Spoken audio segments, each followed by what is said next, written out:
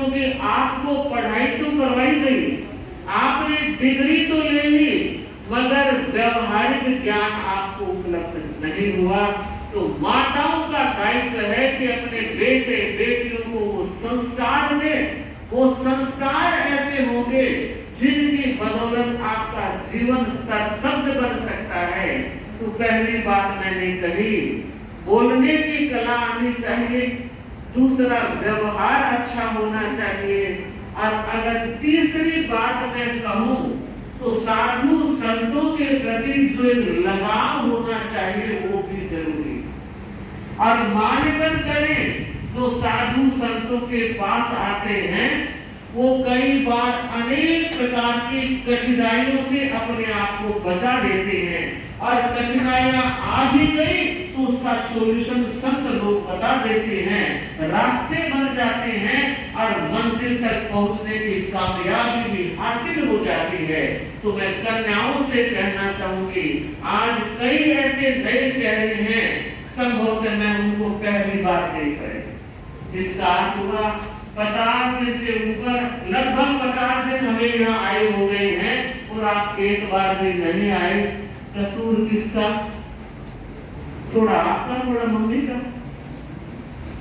आपका तो यह कि बहुत समय मिलता ही नहीं है।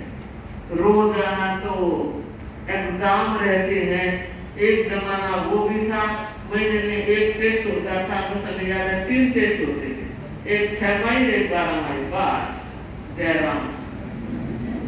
आजकल तो हर मंडे संडे कभी देखो एग्जाम एग्जाम, प्रैक्टिकल पता नहीं, हम तो नाम ही नहीं जानते थे। अब पढ़ाई का सिस्टम भी बहुत बदल चुका है, लेकिन मुझे लगता है पढ़ाई के सिस्टम के साथ साथ मन का सिस्टम भी बदल गया। बाकी आपको मोबाइल के लिए तो वक्त मिल ही जाता है। हाँ, अगर मोबाइल का उपवास करते हो तो समझ में आते 50 दिन में पढ़ाई के सिवाय हमने मोबाइल को यूज ही नहीं किया, तब तो मान लिया आप बहुत व्यस्त हैं। मोबाइल को यूज, और आजकल का एक सिस्टम, पहले तो सब साथ में सोते थे, दादी मामी भाई बहन सब ढोलिए मन से होते, साथ में सोते। और अब तो मकान लेते हैं तो लड़का है तो एक रूम बेटे का, एक बेटी का, एक हमारा और एक गेस्ट रूम, 4 तो चाहिए चाहिए। तो अब आपकी बेटी भी अलग सो रही है, बेटा भी अलग सो रहा है, आप अलग सो रहे हैं। 10 बजे तक मानो साथ में रहे होंगे, उसके बाद रूम में जाने के बाद की सिचुएशन, और फिर मोबाइल साथ में। माताएं भी ध्यान दें, अगर मोबाइल हाथ में नहीं, भाई 10 बजे के बाद मोबाइल हमें दे दो फिर सो जाओ, तो कई खतरों से आप बच जाएंगे। वरना तो ये खतरे इतने जबरदस्त होंगे कि वो बेटी फिर सब कुछ छोड़ने को तैयार होती है, मगर उसको नहीं छोड़ो। समझ गए हो? अब उसको वक्त आ ही रहा है। आजकल तो हम एक संकल्प लेने लगे हैं कि हमारे समाज की बेटियां हमारे समाज में रहनी चाहिए।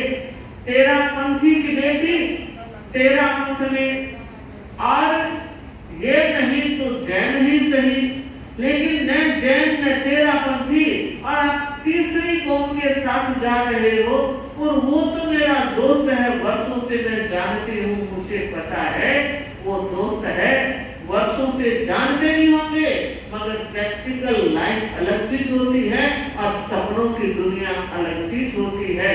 तो आज का समय संपन्नता की ओर बढ़ रहा है, हमें कल भी चर्चा करनी है, तो हम चाहते हैं, हाँ, हम बताना चाह रहे हैं क्योंकि साधु संत समाज के मार्गदर्शक होते हैं। उनका एक दायित्व ये होता है कि हमारा समाज सही दिशा में चल रहा है, बहुत अच्छी बात है, गुड लाइफ है।